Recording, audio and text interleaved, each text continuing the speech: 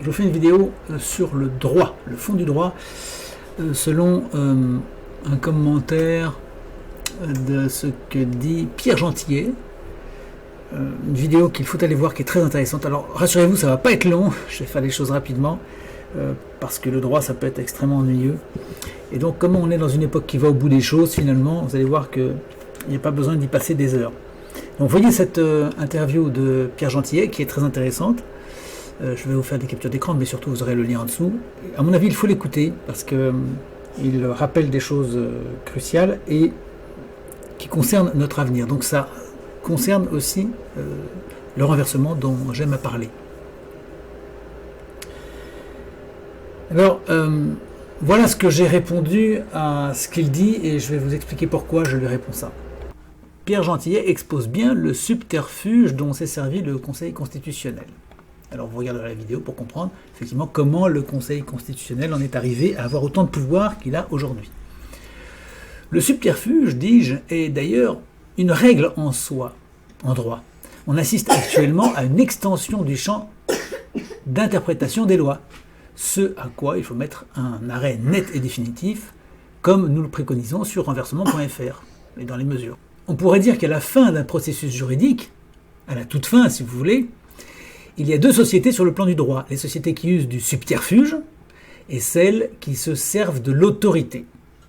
Alors, pourquoi est-ce que je dis ça? Parce qu'aujourd'hui, vous voyez, les magistrats, de plus en plus, détournent le sens de la loi pour une interprétation qui est favorable à leurs opinions politiques, ce dont parle Pierre Gentillet dans sa vidéo. C'est évident qu'on voit très bien que, désormais, vous êtes un éco-terroriste si vous manifestez dans les ZAD quelconques pour vous opposer à des bassines ou des aéroports, bon, ce qu'on est en droit de contester, hein, bien sûr, je ne suis pas un pro-zadiste, mais enfin, en l'occurrence, il n'est pas normal qu'on les accuse d'éco-terrorisme, totalement aberrant, alors que ça n'est jamais qu'une manifestation qui relève du droit commun. Bon. Par ailleurs, voilà, vous êtes convoqué par le Parquet national antiterroriste si vous faites un tweet favorable à la résistance palestinienne. Vous voyez, ce genre de dérive-là, très nettement, ce sont des preuves de subterfuge de la part des magistrats qui progressivement grignotent le terrain. Ce qui est un trait de caractère très net des sociétés qui versent vers le totalitarisme. Donc, il y a là subterfuge. Et face à ça, il y a des sociétés qui opposent l'autorité. Ce qui a été le cas de Gaulle quand il a tapé du poing sur la table, comme le dit d'ailleurs Pierre Gentillet, je le cite, lorsqu'il a décidé que le peuple voterait dans son ensemble et non pas seulement les grands électeurs pour l'élection présidentielle. Donc il a tapé du poing. Donc il a fait preuve d'autorité. Les magistrats, eux, se servent de subterfuge. L'un dans l'autre, c'est ce que je disais tout à l'heure, l'un dans l'autre, de toute façon, cela finit de manière subjective et humaine. Autrement dit, l'usage en vitesse de croisière normale est le droit, mais à tout moment particulier, tempête ou panne, ou autre, c'est le champ subjectif qui fait le droit. Et cela, probablement, les juristes ne veulent pas vraiment le voir. Peut-être que Pierre Gentillet lui-même ne veut pas vraiment le voir, mais c'est ce qui se passe à chaque fois. De toute façon, ça dépend de l'être humain, et de toute façon, au moment où il le faut, des décisions doivent être prises, et donc ça relève éminemment du politique, du sentiment personnel, du subjectif. Donc, que ce soit à la toute fin d'un processus ou en cours de route, il y a deux menaces. L'une à la fin qui est l'autoritarisme ou la prise de décision subjective aberrante, et en cours de route, en vitesse de croisière, les subterfuges successifs dont peuvent user les magistrats, ou les politiques d'ailleurs. Donc de toute façon, même s'il y a, pour 99,99% des décisions juridiques ou judiciaires, il y a le droit s'impose, j'allais dire de manière coutumière, selon des jurisprudences, etc. Bon, la jurisprudence est finalement la coutume du droit. Eh bien, de temps en temps, à des moments cruciaux, ce sont des décisions politiques, donc très humaines et subjectives, éventuellement fallacieuses, qui sont prises. Donc le droit n'est pas une entité que certains individus violent régulièrement, c'est une entité qui, en permanence, est sujette à subjectivisme. Mais cela vaut aussi dans les ordonnances et jugements.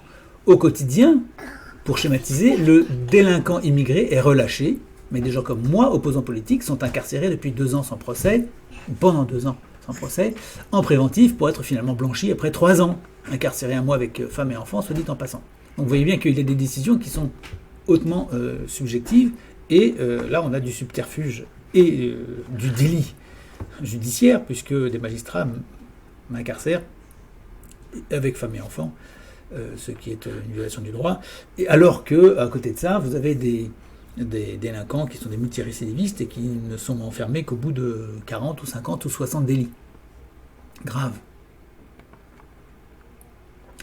On en reparlera.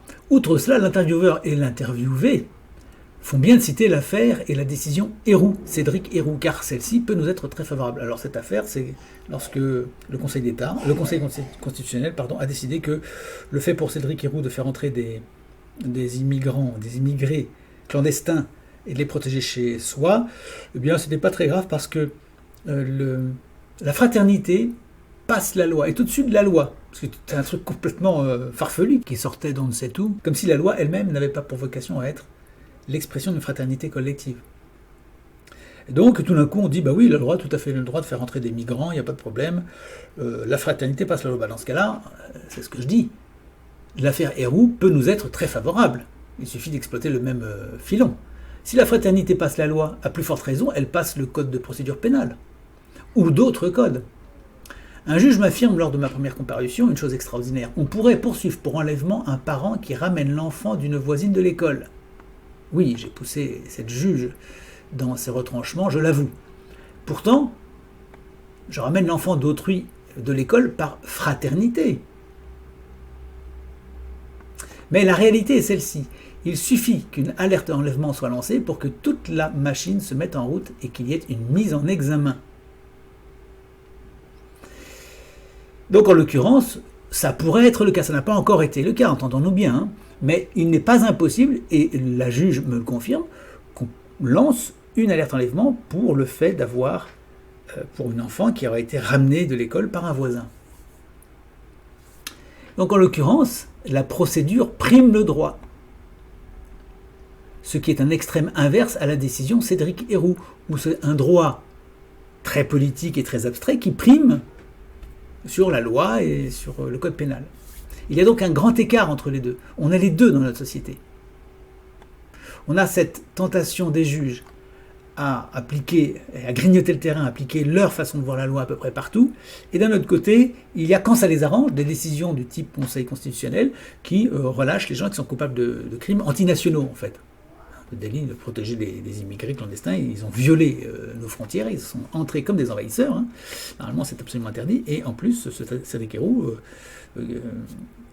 protège ces gens chez lui, etc. Donc là, il n'y a pas de problème, on peut.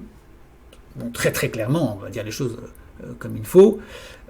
Les magistrats incarcèrent volontiers des gens de droite et sont extrêmement compréhensifs vis-à-vis des gens de gauche. Hein. C'est très simple.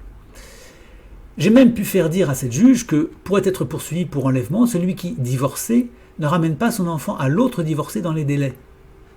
Effectivement, elle dit oui, monsieur, pourquoi pas, c'est tout à fait imaginable. Elle l'a dit de manière un peu gênée quand même, hein, pas comme je l'ai dit, elle était un petit peu gênée. Mais elle était obligée, puisque ça allait jusqu'au bout de son raisonnement. La décision Héroux pourrait être exploitée, désormais, pour dire à ces juges, vous ne pouvez plus agir aussi librement que vous le pensiez. Nous pouvons, nous en servir de la décision Héroux, en disant, mais supposons qu'un parent veuille ramener à sa mère un enfant qui était kidnappé par l'État, par l'ASE. Je l'ai ramené à sa mère, cet enfant, par exemple. Ben oui, au nom de l'arrêt Cédric Héroux, la fraternité passe la loi. J'ai un devoir de fraternité vis-à-vis de cet enfant. Et alors, qu'est-ce qu'ils vont faire, les juges, à ce moment-là? Qu'est-ce qu'ils vont dire? On va être obligé de dire, non, pas du tout, non. Ça ne marche que quand c'est Cédric Héroux qui protège des migrants. Mais ça ne marche pas. Le droit, c'est applicable à tout le monde ou à personne. Le même texte s'applique au même cas, et on peut le comprendre dans un certain nombre de cas du même type. Le principe qui est indiqué là par le Conseil constitutionnel est un principe qui doit pouvoir s'appliquer à tous les cas. Ou alors, on sort du droit, on n'est plus dans l'état de droit, et on fait de la justice à géométrie variable. Et c'est bien ce devant quoi nous nous trouvons. C'est ça le problème en fait. Donc c'est pour ça que je dis, à terme, la décision ne sera pas celle du droit ni du politique, mais du rapport de force. On est dans un rapport de force. D'abord pour la raison que j'ai dite, mais aussi parce que de toute façon, il n'y a plus de budget, il y a une situation qui se dégrade, il y a l'immigration, il y a plein de choses qui font que de toute façon, on va devant de plusieurs murs. Donc ça va être le rapport de force. Les politiciens ne pourront plus rien dire, ou pourront toujours bavarder, mais ça n'aura plus force. La force du politique qui gère la cité, ils ne géreront plus la cité, et puis les magistrats non plus, ils ne pourront plus, parce qu'ils seront débordés par des cas, c'est déjà le cas d'ailleurs, et ils ne pourront plus appliquer leurs décisions, leurs ordonnances. C'est fini, ils perdent pied. Donc ça va être le rapport de force, on va se retrouver dans la loi, face à la loi de la jungle, une situation de jungle. En conclusion, Pierre Gentillet nous exprime son désir de voir un nouveau gouvernement, en l'occurrence dirigé par quelqu'un qui serait défenseur de l'esprit national, rétablir un état de droit en ramenant le Conseil constitutionnel dans ses limites naturelles, originelles, et en ramenant un pouvoir populaire, en faisant valoir un pouvoir populaire, puisque, à raison, il rappelle que le peuple, comme je le dis souvent, est le souverain dans la Constitution et dans les régimes saints, en fait. C'est le peuple qui est l'autorité supérieure, à terme, in fine, déléguant son pouvoir à des organisations, des représentants, des instances qui expriment sa volonté générale. À moins qu'il y ait un monarque, mais en l'occurrence, ce n'est pas imaginable en France, je pense, en tout cas pas dans la situation où nous sommes. Donc il dit qu'il faut en venir à un pouvoir qui serait légitime, avec des représentants, d'accord, mais cela représente le peuple. Mais je lui dis la chose suivante, le Conseil constitutionnel, ni le monde judiciaire, ni les politiciens du système, ni les syndicats, ni les médias n'accepteront un éventuel retour à 1958, comme lui, Pierre Gentillet, le préconise. Des puissances tiennent l'édifice, tous ces gens-là vont refuser, en fait. Ils refuseront qu'on en revienne à quelque chose de sain. Par conséquent, ces gens étant déraisonnables et incapables de faire face, ce sont les réalités qui s'imposeront et non la raison. Autrement dit, on va dans le mur. Et c'est pourquoi je ne peux suivre le désir du retour à 1958. Le verre était déjà dans le fruit, qui nous a conduit à la situation présente. Il faut donc un renversement. Voilà, j'espère avoir été facile à comprendre. J'espère que vous suivez ma logique. En gros, pour me résumer, Pierre Gentillet souhaite qu'on revienne à une situation de droit qui soit saine et de bon sens. Mais ça n'est pas possible puisqu'il est face à des puissances au sein de l'État qui tiennent l'État, qui refusent de toute façon et qui vont emmener la machine à la casse.